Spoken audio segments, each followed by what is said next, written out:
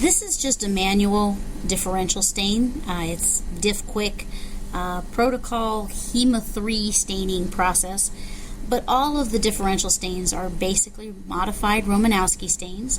They include a fixative, which is primarily methanol, a primary stain, which is basically a methylene blue or crystal violet, and then they contain eosin.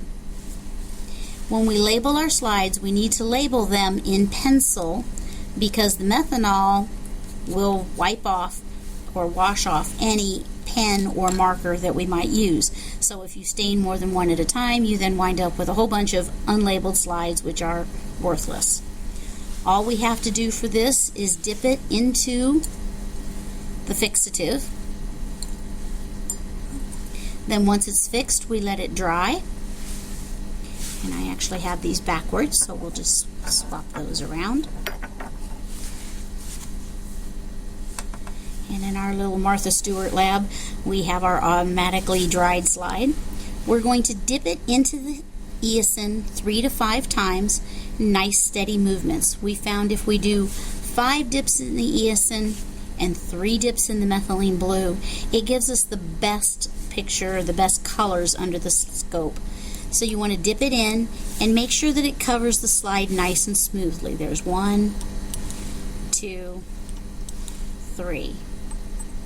Just kind of let it drip off for just a second. Then you can dip it directly into the methylene blue.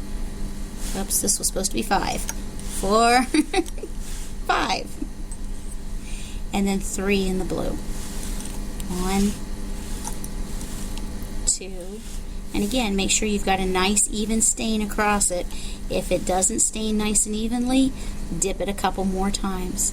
Then once you get done there, you simply dip it in the water until it's no longer running blue.